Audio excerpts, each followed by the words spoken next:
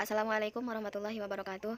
Baiklah, di sini saya akan mempresentasikan hasil review jurnal kami, yaitu kelompok 2 mengambil tema kurma.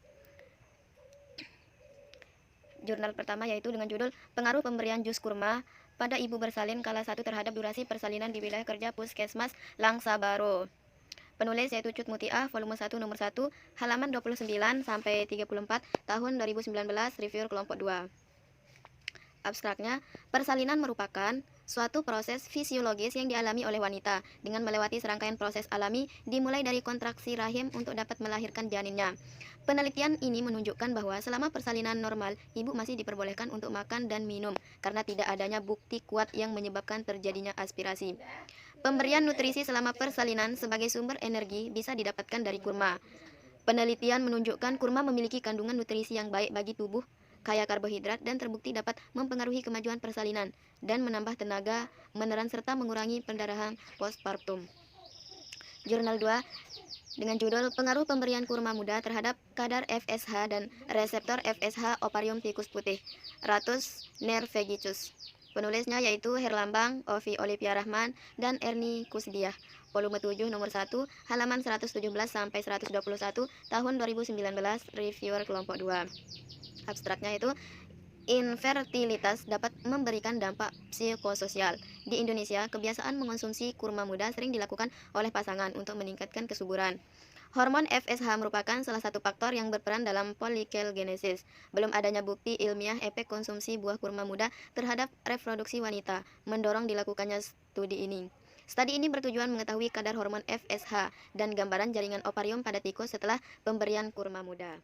Selanjutnya, jurnal ketiga dengan judul Pengaruh Konsumsi Buah Kurma terhadap Peningkatan Kadar Hemoglobin pada Ibu Hamil Trimester 3 dengan penulis Sugita dan Kuswati, volume kelima, halaman 1-66 tahun 2020.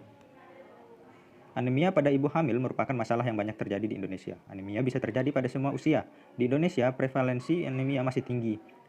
Insiden anemia 40-50% pada balita, 47,2% pada usia sekolah, dan 57,1% pada remaja putri dan 50,9% pada ibu hamil.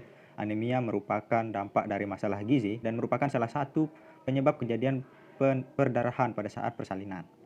Jadi anemia ini bisa menyebabkan pendarahan yang fatal kepada ibu hamil.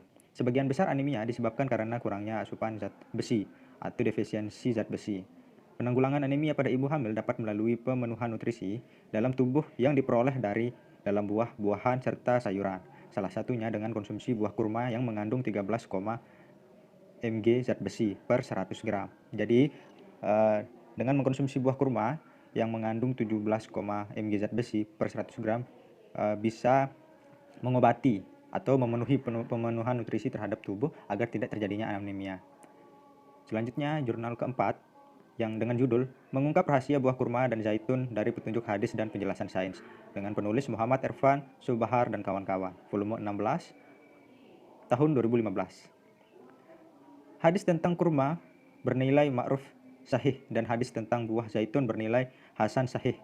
Dan Khazanah Sains dijelaskan bahwa buah kurma berkhasiat sebagai anti pembekuan darah, anti inflamasi, untuk menghilangkan rasa nyeri, menyehatkan jantung, pembuluh darah, dan mencegah stroke, mencegah sembelit, melancarkan buang air besar, membantu pertumbuhan dan kesehatan gigi dan tulang. Sebagai antioksidan, antibakteri, dan jamur. Dan buah zaitun yang muda dapat digunakan untuk bumbu penyedap masakan.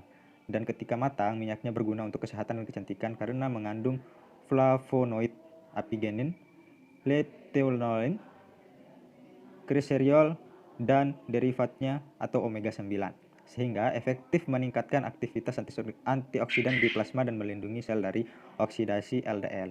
Jadi secara manfaatnya buah kurma dan buah zaitun ini sangat banyak. Terima kasih. Sekian reviewer dari 4 jurnal kelompok 2. Kurang lebihnya mohon dimaafkan. Wassalamualaikum warahmatullahi wabarakatuh.